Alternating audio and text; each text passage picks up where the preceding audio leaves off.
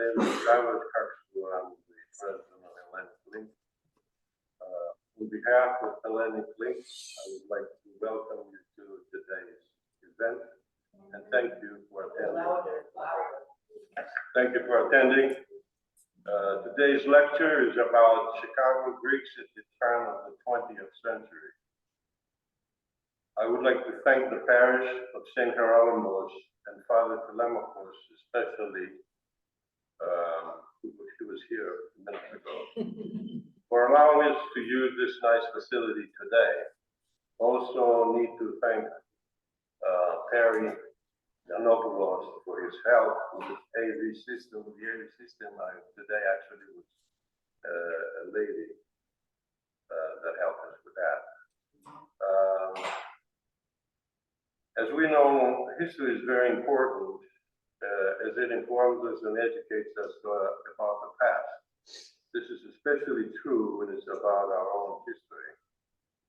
Before I introduce today's speaker, I would like to say a few words about our two upcoming lectures.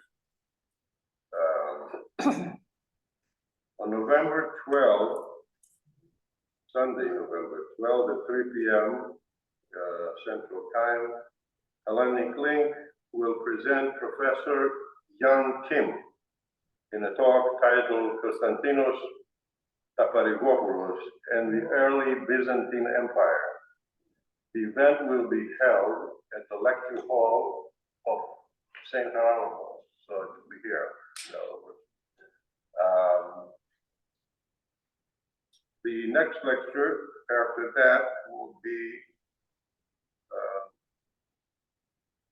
on December 10th, and HLM will present Dr. Elizabeth Prodromou in a talk titled Turkey Cultural Heritage Policy, Survival and Sustainability of the Ecumenical Patriarchy.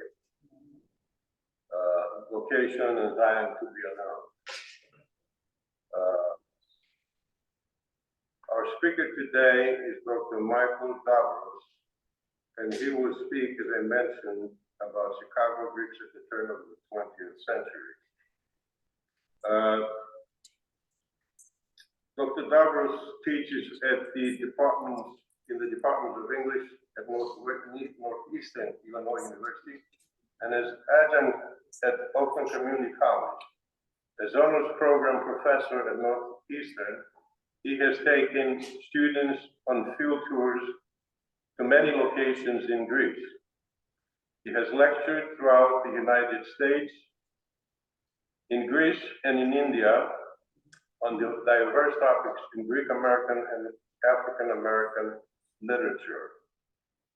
As author of the Photo History Greeks in Chicago, Davros worked with Alice Copan and Steve Frangos to memorialize many of the photographs of the Paul University professor Andrew Copan. In his courses, he teaches the literature of Catholic and features Greek American authors as well as other ethnic authors. Davros holds degrees from Tulane University, Louisiana State University, and a doctorate degree from the University of Illinois in Chicago.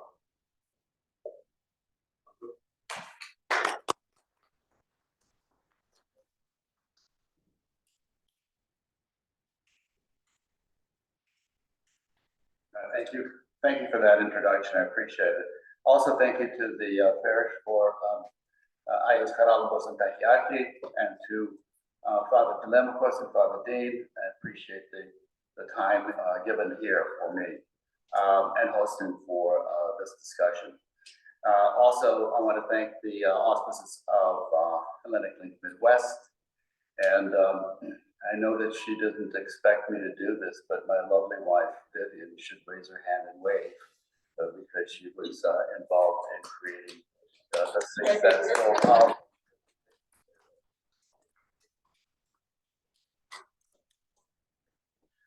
as I get started, I offer a few disclaimers.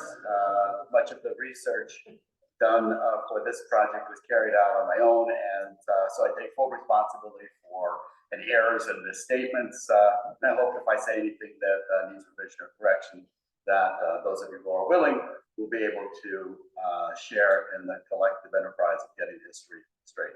Δεν έχω εγωισμό εδώ, άμα κάνω λάθη, θα μου πείτε, okay? While I'm not a revisionist, we all see things a bit differently, given our varied perspectives, and encapsulating only 90 years of history centered around Greektown and its displacement is an exhausting task that would take many more hours than I've invested in today's presentation. I want to offer 3 points of contact for this talk today. So we'll go on to the next slide here. 3 questions that center around Greektown and the Delta, and they have to do with historical development. So first of all, what was the role, to the extent that we can ascertain of the Greeks in the reconstruction of Chicago after the Great Fire of 1871? What were the roles of the Greeks at the turn of the century in Greektown?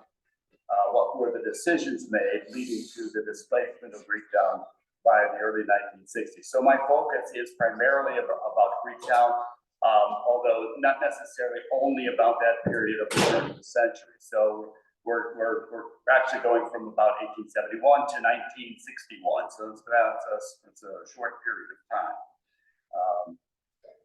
So one of the things that we should know, this is the burnt district, and I'd like to point out where, let's see if I can see where it is.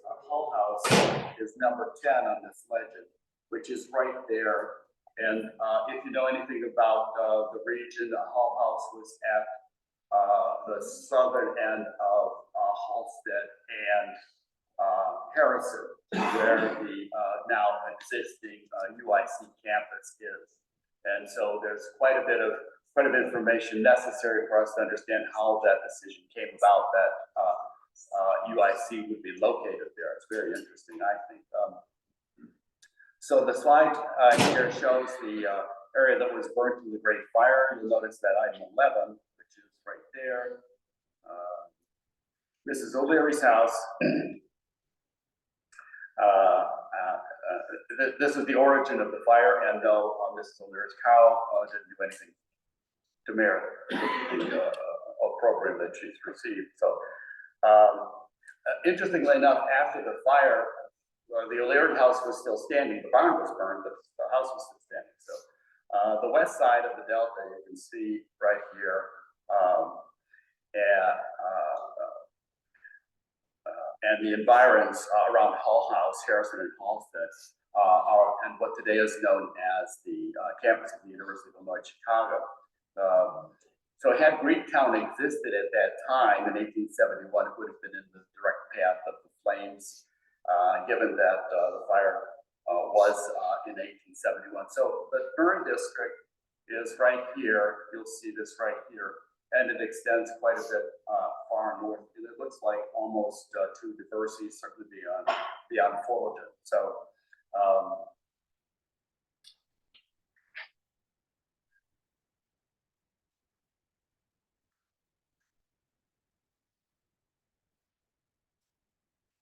given that the fire was in 1871, there would have been few Greeks in that region. So we'll just take a look at this chart. So here's 1871.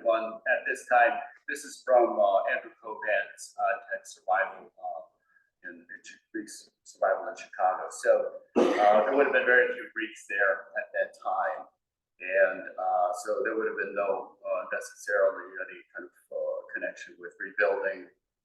Indeed, among Chicagoans after the fire, the day after the fire, there was, believe it or not, a desire to rebuild, and there were reports of people waiting to find out if the bricks were cool enough to start rebuilding and to start using those the materials of the fire. One report demonstrates the will of the people, that is that they were concerned about the bricks. Andrew Copan in Greek Survival in Chicago writes that it was not until after the Great Fire of 1871 that Greek immigration to Chicago accelerated. One of those who settled there after the fire was Chris Chakonis, who became known as the Columbus of Sparta for his successful effort in encouraging Greeks to settle in Chicago. Chacondas arrived in 1872 and returned to Sparta to urge fellow Spartans to come to Chicago. Very likely this is, and this is speculation on my part, but very likely this is one of the reasons why so many Greeks came from Arcadia and Laconia prefectures to Chicago. So there's that encouragement. After the fire, Chicago was considered a great opportunity immediately after the fire, in fact. And so cities sent what today, at that time was somewhere in the neighborhood of $400 million for the, this in the aggregate, so from a variety of different places, including Cincinnati, Wisconsin, which also suffered its own problems on Peshtigo, and also New York, surrounding cities and in the Midwest contributed great amounts of money, and other countries as well. We received money from other countries. An 1897 Chicago Tribune article locates the Greek population in these areas: Fifth Avenue, which is Wells, and Sherman, between Van Buren and 12th. North side of Kingsbury, Kinsey, and Illinois streets, and the vicinity of Tilden Avenue, Taylor Street, and Center Avenue on the west side. By 1904, about 7,500 Greeks had settled, and by 1909, the numbers rose to about 15,000. And many of these Greeks settled in the area surrounded by Harrison, Halsted, Blue Island, and Polk Streets, north of Hull House. Also by 1904, Greek shops and stores appeared in Woodlawn along 63rd Street between Wentworth and Cottage Grove, and this is the community that established Saints Constantine and Helen Greek Orthodox Church, which was erected in 1909. So what were Greeks doing at this time? How were they employed?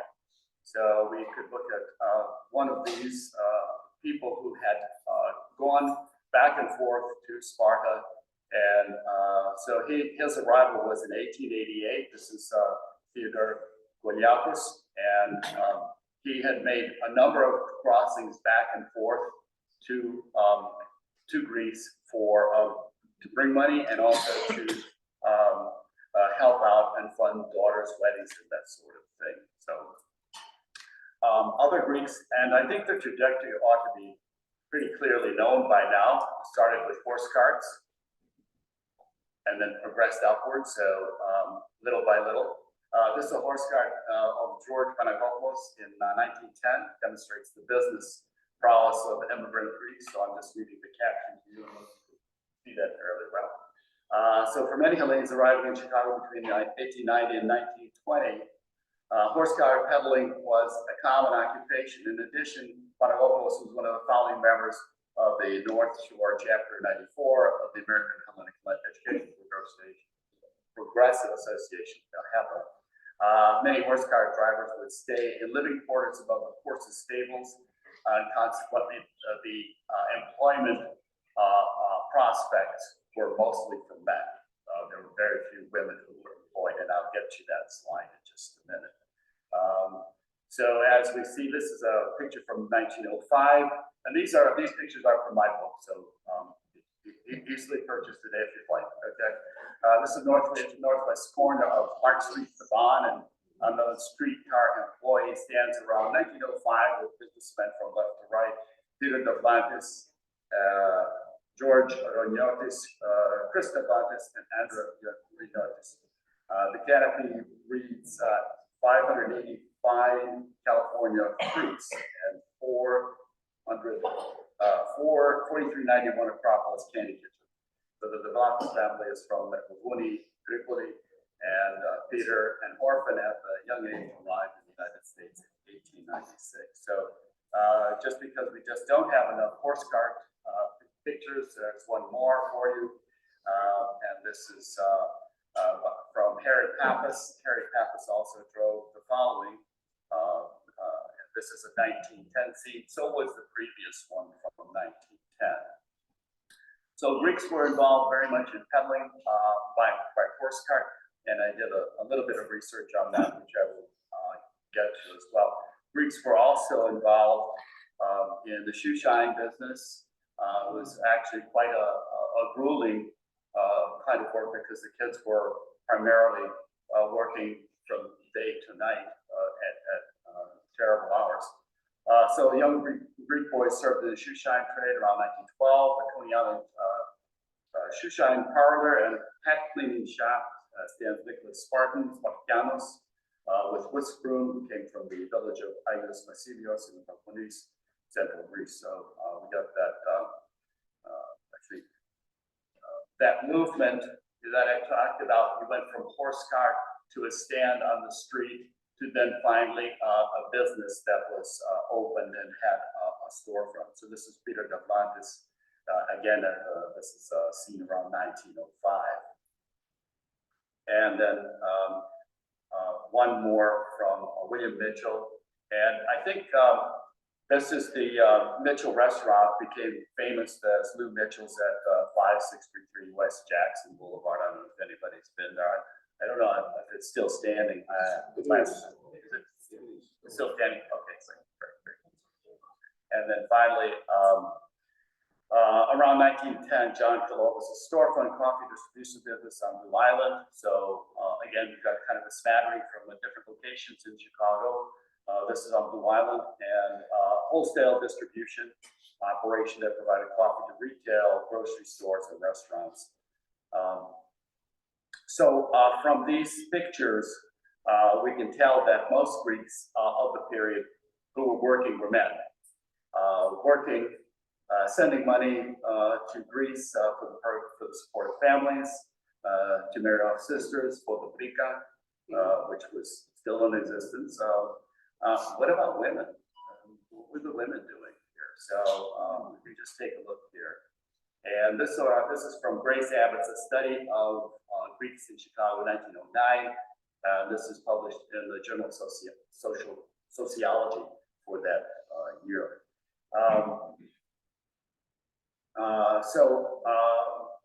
Copan cites Grace Abbott's study of the 246 women who were at that time in Chicago, 1908. The study was published in 1909, but the survey was done in 1908. Only out of the 246 women, only 5 above the age of 15 were gainfully employed outside the house. And this was considered by tradition something that the wife just did not work outside the house. It was just, I don't know, perhaps maybe a subject of shame or pride that men did not allow their women to work outside the house. Many Greeks had humble beginnings, as we know, and one study by Grace Abbott, director of the League for the Protection of Immigrants, a study of the Greeks in Chicago, again published in 1999, says that appreciating that its immediate neighborhood was becoming Hellenic, an investigation of the Greeks in Chicago was made by Hull House in order that, with reliable information about their housing conditions, their occupations, and their ambitions, the resources of the house could be made more useful to its new neighbors. So that's from Grace Abbott. Abbott also indicates that the largest settlement of Greeks in Chicago is in the 19th ward, north and west of Hull House. So if you recall, Hull House near the intersections of Halsted and Harrison. Okay, so she notes that on Halsted Street, south of Harrison, almost every store for 2 blocks has Greek characters in the windows. And recalling one's long forgotten college Greek, one learns that the first coffee house is the Café Apollyon, and that their newspaper, the Hellas, is published next door. So for all intents and purposes, this was a thriving, vibrant community, upwardly mobile, very early in the 19th century. As the pictures from Greeks in Chicago that I just showed you suggest, Greeks had their beginnings as horse cart peddlers, and many of these peddlers were subjected to abuse and humiliation, frequently by the local constabulary, the Chicago police. Despite Abbott's claim that Greeks were among the most desirable of immigrants. According to Abbott, the Greek becomes a peddler, perhaps later owns a fruit stand, and finally an ice cream parlor. Fairly typical trajectory. Peddlers were also subjected to abuse by the Paris police, primarily because many Greeks seem not to have been aware that in order to operate a peddler's cart, the peddler needed to have a license. And so Copan notes that between 1900 and 1908, the high rate of illiteracy dropped from 27% to 3.2% by 1920. So Greeks became more and more literate the longer they stayed in the US. In my research in the Illinois Regional Archives Depository, the depository for Cook County, at my home institution, Northeastern Illinois University, I searched license records for the horse-drawn vehicles between 1897 and 1899, and for peddlers' licenses from 1896 to 1900, the only years for which records exist. And I found no entries with obviously Greek surnames. This brief search may mean a few things. Greeks didn't register. Greeks were unaware that their businesses needed to be licensed, and Greek surnames were perhaps just not recorded or not recorded as Greek surnames. So, so it's possible that as literacy increased, so did the licenses, because these evidently there were not presented problems afterwards. Nonetheless, Greeks did begin to prosper, and the role of Hull House cannot be overstated. But one of the interesting things for me, as I'm sort of thinking about it, and when you write stuff, you realize, oh, gee, I should have mentioned that. One of the things that I realized with respect to my book, The Vote of History, was there's really very little representation of Hull House, and I'm sort of trying to think that through and maybe make some corrections about that and add some more information. But again, the impact that Hull House had on the growing Greek community cannot be overstated. Hull House became a center of activity, acculturating Greeks to the US and sustaining Greek culture. So let's not forget that though this information about Greektown is well documented, today's presentation is going to turn to consider how decisions were made to displace Greektown. Jane Addams came to Chicago, so we're going to focus on Hull House for a few minutes. Jane Addams came to Chicago and founded with Ellen Gates Starr the secular settlement house known as Hull House in 1889. Settlement houses had become common in Britain and were becoming increasingly common in the United States at this period. She asked city officials for the most crowded area of the city, and she was told to go to Halsted and Blue Island. By that time, the locale had experienced waves of Germans, Irish, Scandinavians, Bohemians, Russians, East European Jews, Greeks, and Italians. This is according to George Rosen's book. Jane Addams was instrumental in helping immigrants settle in the US and particularly in Chicago, that she was recognized by many organizations for her philanthropic activities. According to About Jane Addams and Hull House website, in the 1890s, Hull House was located in the midst of a densely populated urban neighborhood peopled by all these ethnic groups that I mentioned earlier. And as well, by the time that UIC was being ready to be erected, or by the time the area was being demolished, this also was a very much integrated community. There were Blacks and a variety of other ethnic groups living there as well.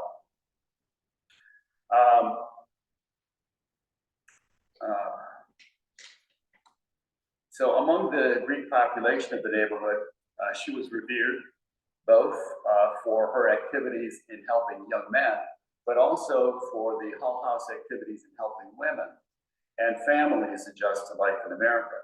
While Jane Addams was confirmed pacifist, her activities specifically with Greek youth, allowing them to be trained in the Hull House Gymnasium in preparation for their participation in the Balkan Wars, 1912 to 1923, was a mark against her, even as the Nobel Prize Committee selected her for the Nobel Prize in 1931.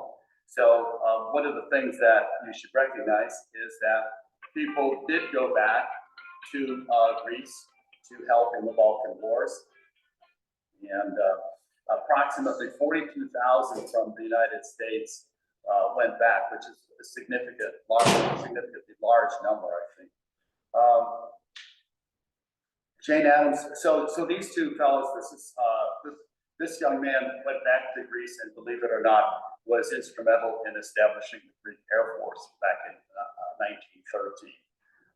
This is Thomas Hellenic, and he's one of 400 men who returned to help Greece in the Balkan War. So there's always this sort of back and forth movement between the United States and Greece. So also Jane Addams was awarded the Order of the Phoenix by the Greek government for her help in training young men for the Greek army. And it's estimated that, as I said earlier, about 42,000 Greek immigrants went to fight the Balkan Wars.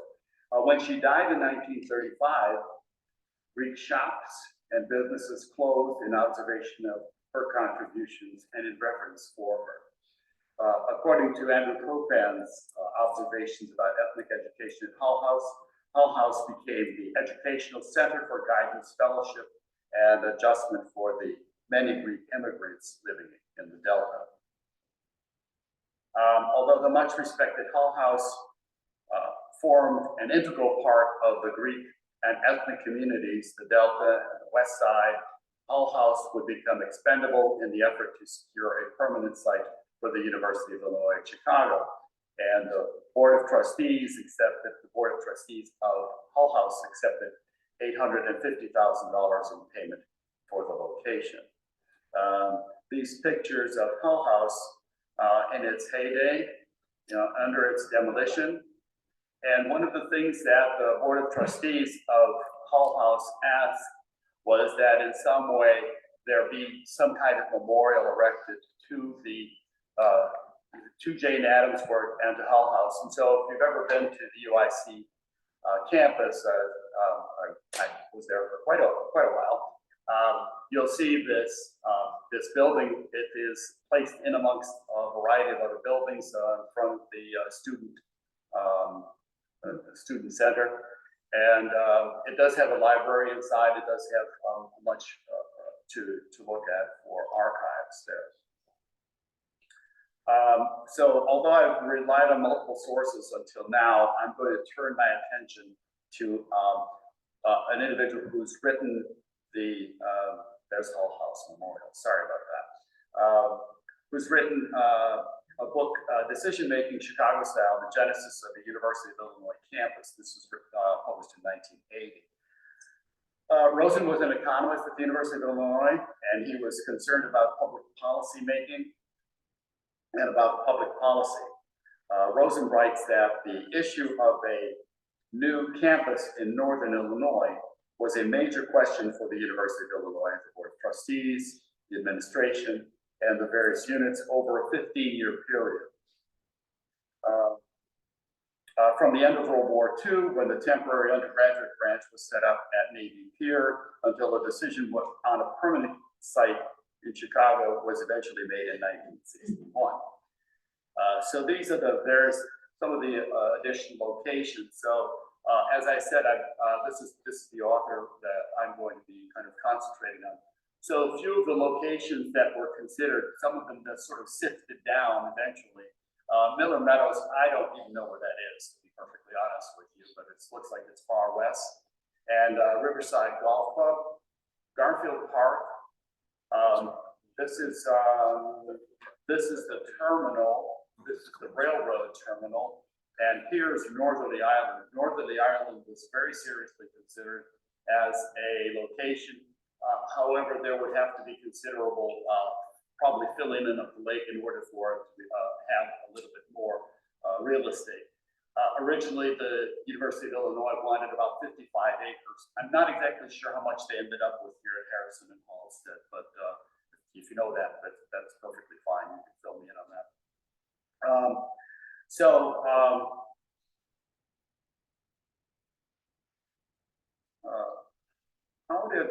How was this location proposed? So the idea of the Chicago campus for the University of Illinois was proposed by Richard J. Daley. Yes, right. That's when he went to Springfield as State Senator Daley on the Republican ticket. And then he crossed the aisle, came back to the fold as a Democrat, right? So this is Daley in 1936. I'm not exactly sure why we selected that instead of a 1945 picture, but it certainly does seem a little bit more benefit than the 1945 picture would, I'm sure, or anything later. So you'll notice here, in 1945, Daley introduces the bill for the University of Illinois branch in Chicago. It wasn't yet known as Circle campus. It wasn't yet known as University of Illinois at Chicago. And this little bit, I think, here's this thing. Let me see if I can. Is that it?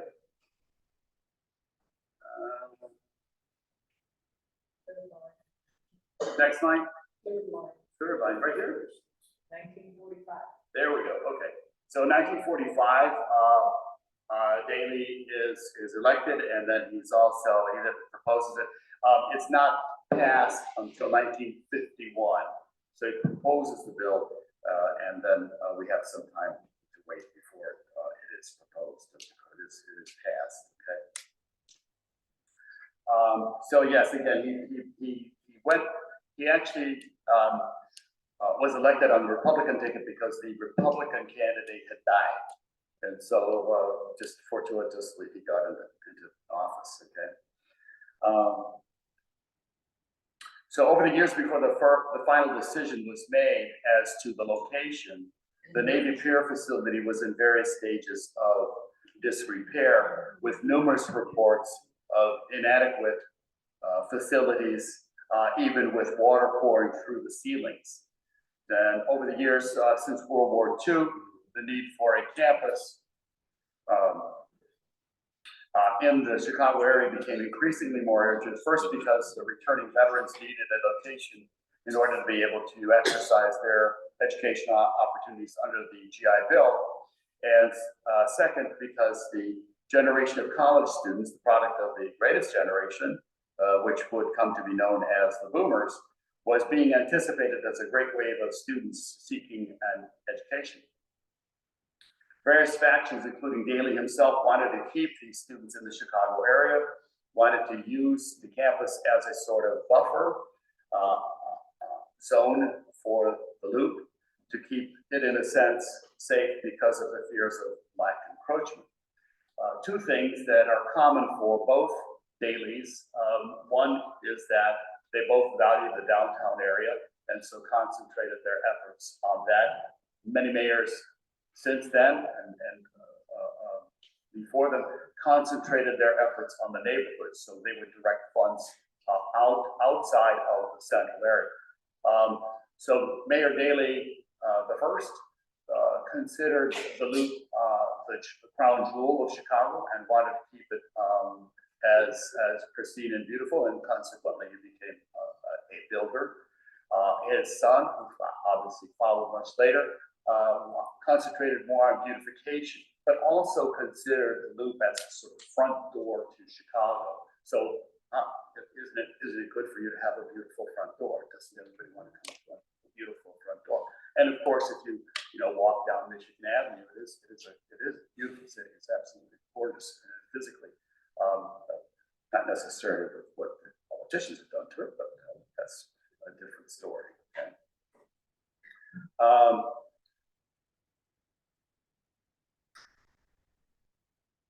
According to the UICC archives, Daley made a statement in 1959 to the Board of Trustees of University of Illinois that because of the great opportunity the university would offer the people of Chicago, the city would be willing to defray any extraordinary costs which would arise out of the selection of a site in Chicago. This is quoted from George Rosen. With these and other statements of assurance, Daley had placed himself on the hook for large dollars, which he was unprepared to pay and uncertain that such costs could be defrayed through taxpayers or property taxes. So this was just an offer that was made with no real sense of what was going to back it. Three presidents of the University of Illinois at Urbana-Champaign over the time of the project, George G. Stoddard, Lloyd Morey, and David Dodds Henry, saw the need for a campus, but were not as concerned about locating it in Chicago as was Daley. Stoddard was voted a no confidence vote, I think it was 1952, because he came to Navy Pier and threatened students and faculty with the words, "I can, with a stroke of a pen, I can get rid of you."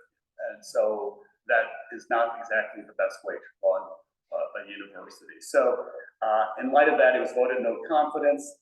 And then David Dodds Henry came, and he was sought after, I think, because of the fact that he had been involved with the expansion of Wayne State University.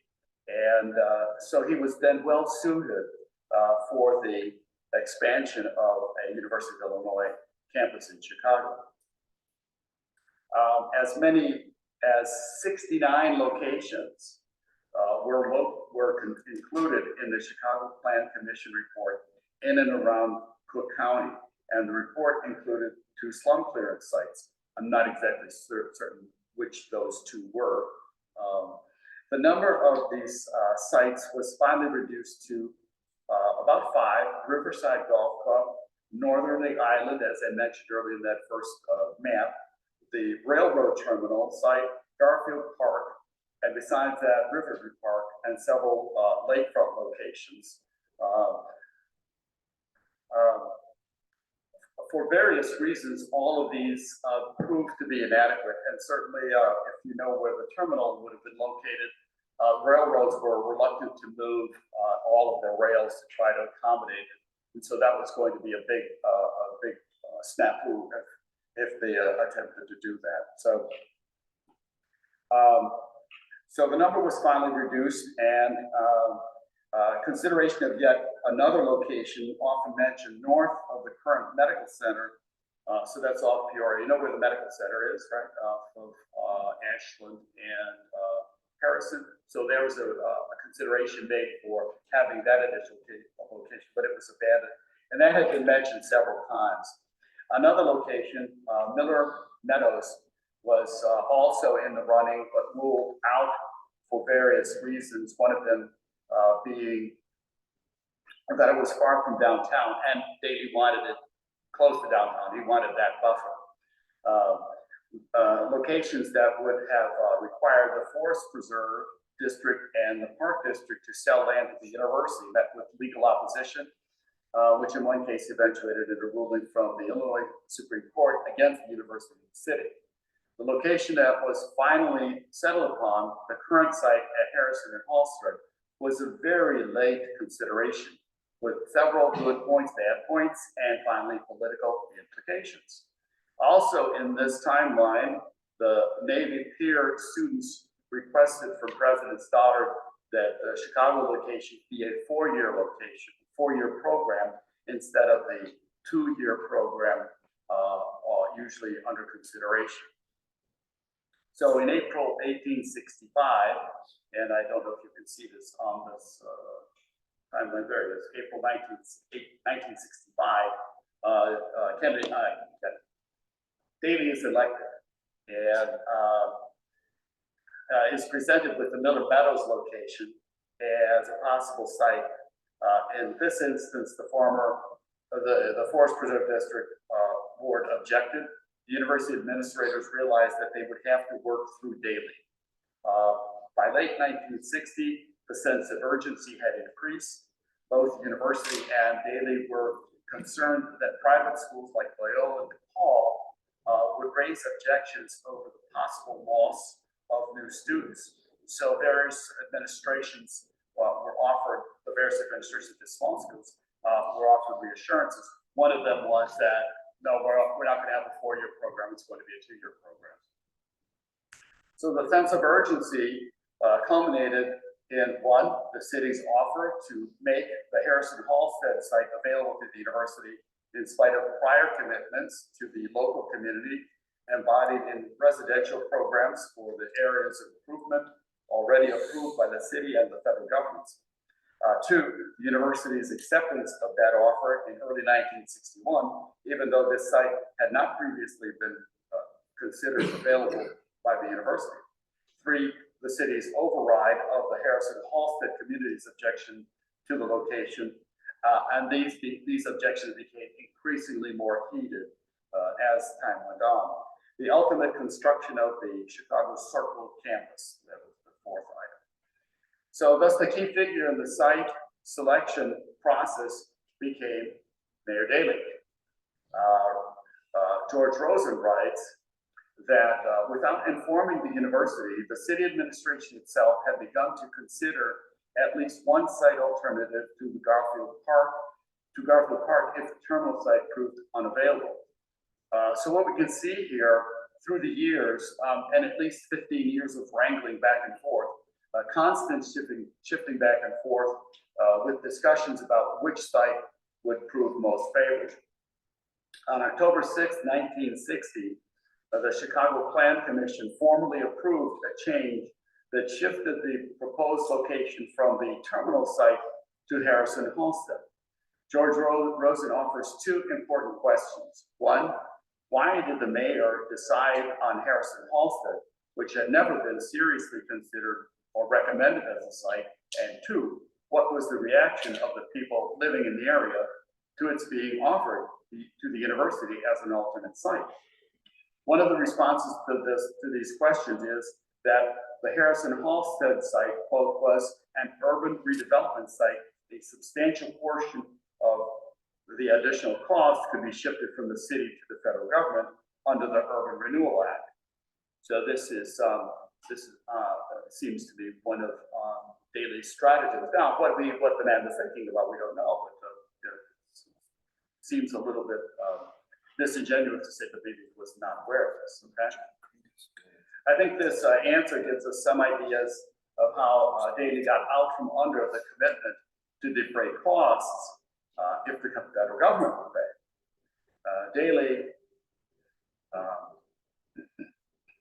Daley and Chicago were off the hook. Harrison Halstead site was offered to the university and accepted February 1961. The Italian and Greek communities at the site began to protest. However, the die was cast. So this is one picture of protest. However, the die was cast, and even though Florence Scala was drafted to spearhead the protests, mostly by women, little could be done. If you have a chance, so having been at UIC for as long as I was, I had the,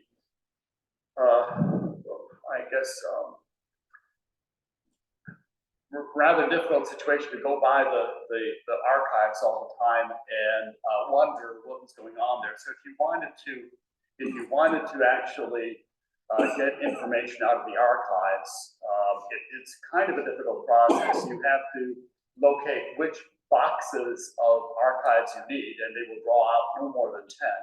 You have to make an appointment, and so it's rather cumbersome. So if I were writing a book, I would have done all of that kind of legwork, but it's quite a daunting sort of situation. So all of this material is located at UIC. So anyways, the Italian and Greek communities erupted. After much public protest, the case went on appeal to the U.S. Supreme Court, which in May 1963, and the court declined to hear the case indicating that the city had the authority to designate the land for clearance. And so they designated for urban renewal and as a slum. The leadership at Hull House, composed mostly of people that is the Board of Trustees of Hull House, composed mostly of people who did not live there, put up some opposition, but in the end, they too realized that Hull House would need to make way for the campus. In the end, 200 businesses and 800 homes were bulldozed with some 5,000 residents displaced.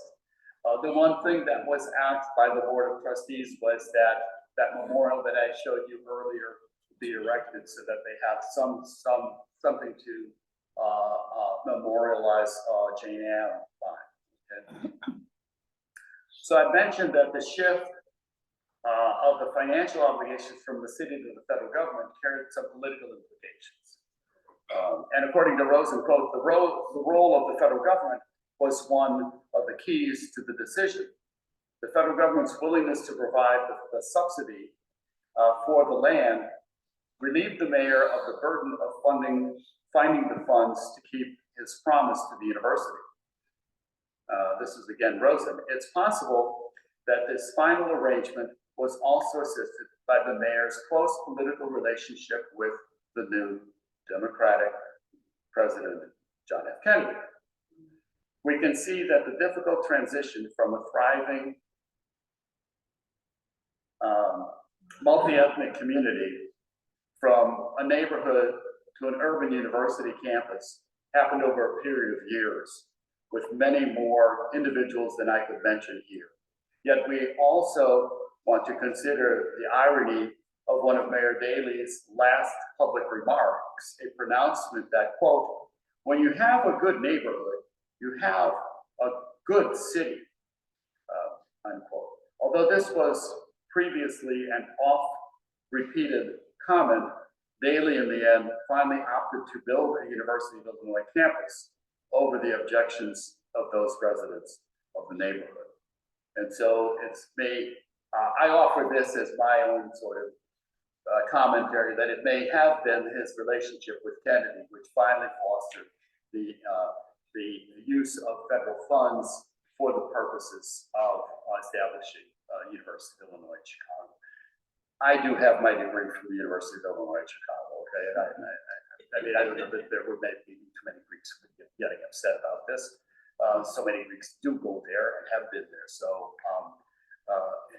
obviously it's a fine educational institution and has increased since I left. It got better. But it's also an institution that is beginning to make its mark nationally. So we don't, despite the fact that it displaced as many Greeks, both businesses and homes. I guess maybe we have to just sort of make way for progress. I'm not exactly sure that we always want to have that kind of progress with that kind of cost. In any case, that concludes my discussion. I'm willing to take any questions, comments, corrections, carps, cavils, whatever you like. Could you go back just to one slide and tell us what those flags are? You can read them.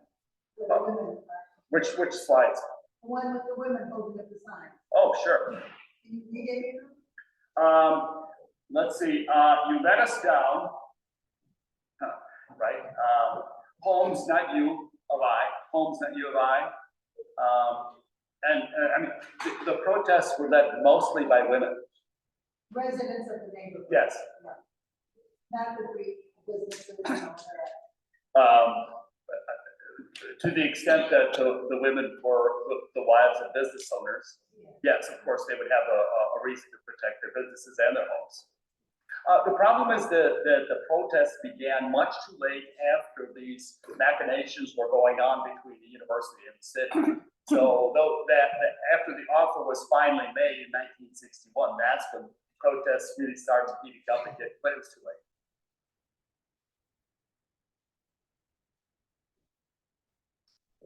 Very fascinating presentation. Thank you. Just a comment and a question or two.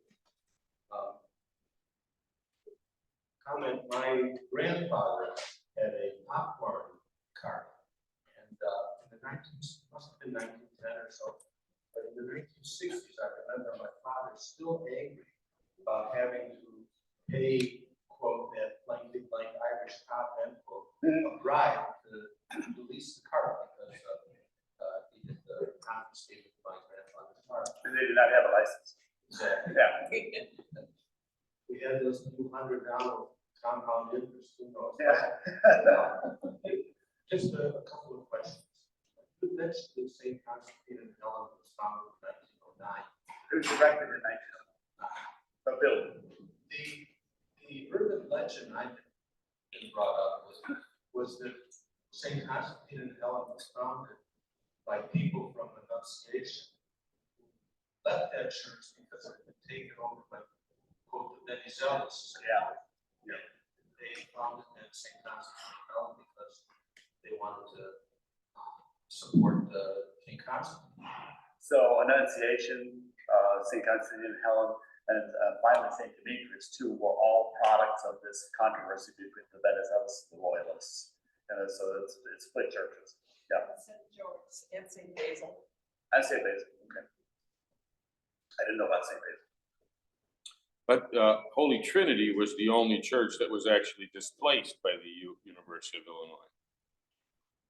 Was that in that location? Absolutely. Okay. It was it's 1897 is when it was founded. It's the oldest continuous Greek Orthodox church, although the cathedral was founded earlier. Right. It broke up for a while. Right. So Holy Trinity was actually raised as part of that.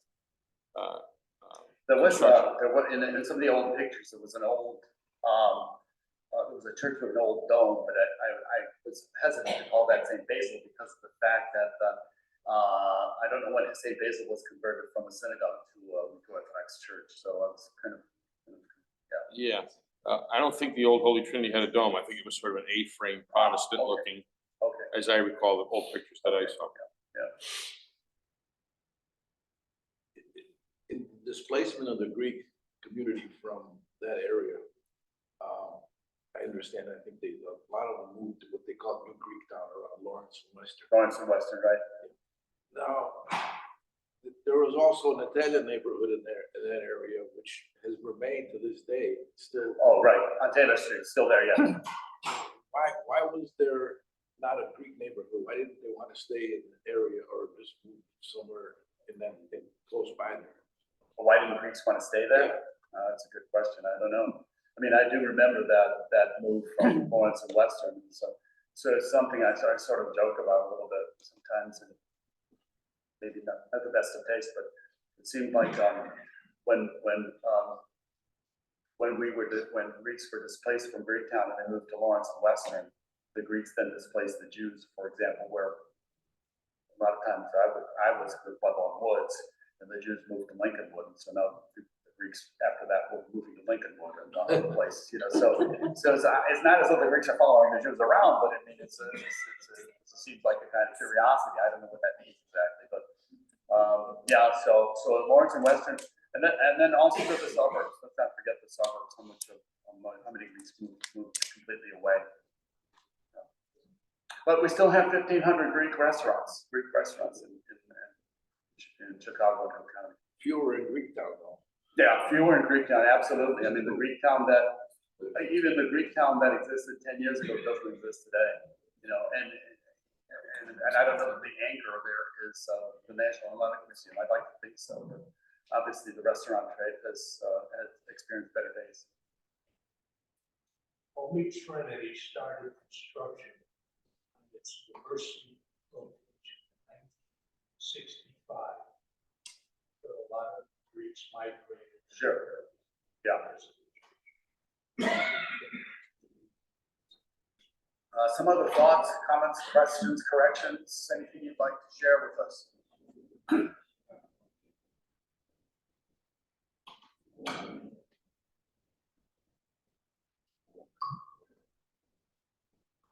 Thank you for a nice lecture.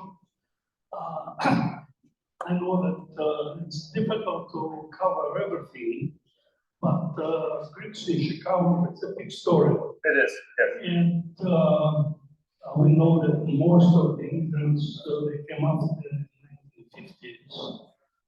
this law over the place. And mostly from the country and were not very literate. But this was the first generation. This generation who appreciated the education, and they make sure that their children become very literate, become doctors, lawyers, professors, and they contributed much to this country. I know of one case, for example, he had a mathematician, Nick Metropolis, who was very famous mathematician, participated in the Manhattan Project in Chicago. He was born here and died here. And he is the one who developed the first computer in this country. So we should not forget about all these contributions. Oh, we have a lot to be proud of course, no doubt about it. If you look at my book, you'll find a lot more things to be proud of too. But so as you were talking about the mathematician involved in the Manhattan Project, it occasioned to be think about a fellow that I have in the book who was responsible for maybe the entire idea of streamlining, because he invented locomotives that were a very different kind of shape than previously used in the railroad industry. And after that, he also was involved in automotive design in Detroit, and was also I think he died in California, but also was involved with automobile production and customization there. What was his name? I forgot it. It's in the book. I'll look for it. Also, we should not forget that Chicago was a place where many Greek students came here and obtained higher education and returned to Greece and become professors there. I know from my own experience, the University of Crete was mostly graduates from the University of Chicago, at least the physics and astronomy department. And during that time, one of the students became then professor at the University of California at Berkeley, and now he's the president of the University of Chicago. I just like to make a comment about Navy Pier. I attended Navy Pier for 2 years, and at the time, this was in the late 50s. It was the late 50s? Yes. Okay. And at the time, it was one of the best universities in the area, primarily because it was only a 2-year school, because that's all they had room for. And therefore, there were no graduate students, and therefore there were no graduate assistants teaching classes. Right. So all the classes were taught by professors. Right. So it was a great education. And after that, I went down to the Champaign and finished there. Yeah, in 1965, UIC opened us just for 2-year classes. So after that, I guess probably by 1967, I don't know for sure exactly when it became 4 years. I think 70 was the first 4-year graduate. First 4-year graduate classes. And another comment about Greeks in education. Very recently, the Chancellor at UIC, Michael Amididis, the provost at the University of Illinois Champaign was Andreas Kangelaris, and the president of University of Chicago is Paul, I forget his last name, Elisivatos. Yes. Yeah, I just. Yeah, so, Yeah, Greeks have, we're doing a lot. we are, yeah. A bit.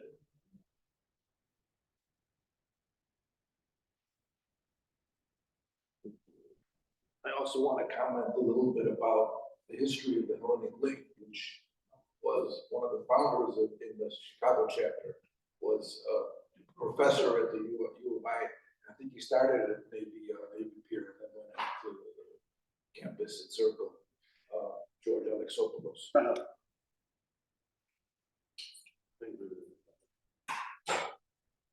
Can I'd like to back up a little bit. You have a good voice. Yeah, usually people don't need a microphone when they're up. You mentioned early about the Greeks in Chicago, the very early Greeks that came around the turn of the century, who returned to fight in the Balkan Wars. My grandfather was one of them. And I'm wondering if you can recommend any sources or know of any sources, English language sources, to learn more about that, if there's any. About the Balkan Wars? Know about the Greeks from Chicago who went back and fought. I know they came from all over the country, but Yeah, maybe we need to write the book on that, I don't know. I have no idea. I'd love to see that, if you find it, let me know. Yeah. Just following on from that, what areas of the history of the Greeks in Chicago are in need of more research? I mean, what do we really need to work on now to fill the picture? Well, I mean, you could look at origins, that sort of thing. I think the book still needs to be written on the Greeks who came here even before the fire. There are very few. But and in some cases we know that it's Andrew Copeman has documented it, but not very many other people have. I would say probably, I mean, one of the things that I had talked about in terms of exploring what kinds of lectures we could do was to think about some of the names that have been mentioned today, which are the more famous people and the people who are involved in scholarship and that sort of thing. I think we don't really know how many people of Greek origin are prominent. Kind of nice to know Jennifer Aniston's part of Greek. It's sort of like comes as a surprise to some of us. Many of yes. Go ahead. Well, in Chicago, we also have the National Hellenic Museum, and some of it should be Yeah. Oh, yeah. I went there. included in the museum. Yeah, I mean, there's some volumes there. They have a nice library. The archives are a little harder to search, but still useful. It's a very good resource. I'm trying to put in science exhibition there, but it's very difficult to do this. Well, I guess you'd have to talk to the director there. You want to put on an exhibition there? Yeah. You'd have to talk to the people there. I had a lot of experience recently with National Hellenic Museum. Hi, Elaine, how are you? Good. The collections management Jeremy will be very good in terms of helping anybody that wants to search the archives. They have over 300 oral histories. And then if you want to go in just using your computer, there are so many things. You can search an item and it'll bring it up. So it's a wonderful resource that's right here in Chicago. And it's very accessible even through your computer. National Hellenic. Yeah. I think you can search a lot of things just online very easily. And also not just the archives at the National Hellenic Museum, but the ones at UIC, ones at DePaul. So those things are available. Now, how easily they're available if you want to go obtain copies or physical items that I don't know. Just a side note, another bit of legend, perhaps. You detail the various Machiavellian reasons background for Richard Daley getting to where he wanted to be. I seem to recall some source that said one other motive was that board where you buy his numbers, a very powerful altar. One of the beginnings that Alderman Howard by. Right, well, there were two Italian aldermen from that, over that period of time. And so the one Italian alderman, well, both Italian aldermen agreed to publicly object to it in city council chambers. And then, but they were obviously going to go along with the program. So, but he, you know, he knew that there was an objection, but he also said, well, you can object publicly, but, you know, kind of doesn't matter. Okay. Finals. Thank you, Michael. I will. Anyway, back in 1985, there was a recent celebration in Chicago. And most of the sponsoring was from a gentleman by the name of Davros. And they were celebrating 100 years of peace in Chicago. If you have any reference to what was happening in 1885, but I'm here to relate for the celebration of 1985. I was between wives and I contributed to the celebration. Probably too much information there.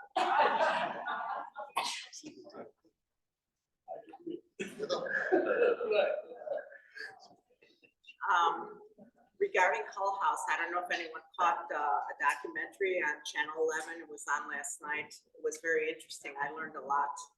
It was literally how it got established all the way through to the end. Wish you would have called me. Yeah, I'm sure they'll replay it, but it was on Channel 11. They also had a documentary on the Chicago fire some weeks ago as well. Right, it's part of that series. Yeah. Chicago Stories. We'll take one more question. I want to ask a question of 3 centuries. My grandfather came to Chicago in 1885, went back to recent time. My father came to Chicago as a teenager, 1905.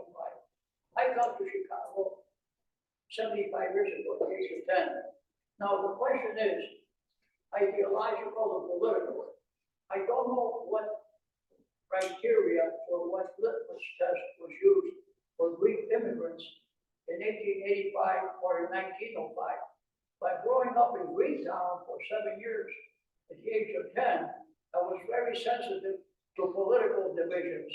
The Civil War in Greece, the first thing I tried when I met a Greek, and I met millions of them, was what side he was on in the Civil War. I didn't ask directly, but I went around and then directly to find out if it was on the left side or the right side. Personally, I'm on the left side. But the question is, you know, I'm the only one left. After 75 years ago, since I come to Chicago, the litmus says this: you have to be pro-capitalist and anti-communist. Those two, you have to have those two qualities. Now, did that start after 1945, after World War II, or was it an ongoing selection of ideological people that were acceptable in the U.S. after 1945? The question was, if you were on the left, you're unacceptable to come to the U.S. Say, how did I come here? I was 8 years old. Nobody asked me. I came as an American citizen, by the way, because I was part of a dual citizen. All right, thank you so much. With response to this individual's question about books that could possibly follow, so this is one of them. You know, how did the communist, anti-communist civil war eventuate in the United States? I had an uncle who came afterwards and was filled with stories. And the other thing probably all of the explored would be the Royalist Venizelos controversy in extreme detail, that sort of thing. And then there was another thing that you said that I just offhandedly can't. When did the U.S. in considering accepting an immigrant use an ideological litmus test to be pro-capitalist and anti-communist? I don't think that they did, because my father was not allowed to come in 1948, but his brother was allowed to come in 1950. So I think it was just a question of their quotas at the time.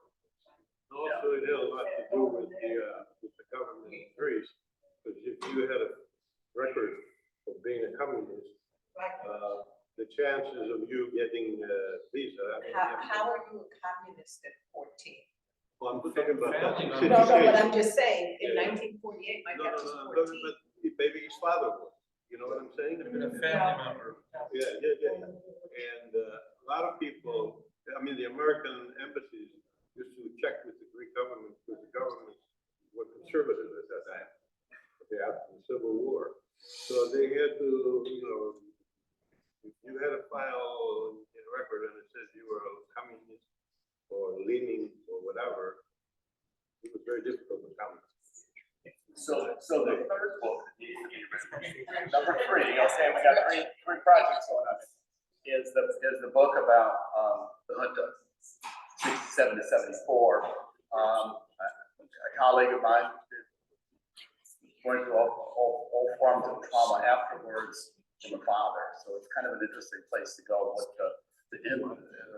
trauma studies are kind of the going thing these days, so one of the things you could look at that and see what, not just the trauma on individuals, but also the trauma on the country. We don't think about trauma on the country, as a collective sort of thing. We think of it only as individuals.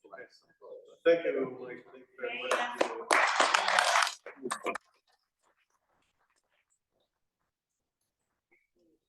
Say, remind you that Mike has some books to give, and anyone. Use the mic. Mike has brought some of his books on the subject, so if you're interested, please, step up and. Dr. Moskos had given an excellent lecture here. We have to ask him if Dr. Moskos. Yes. There is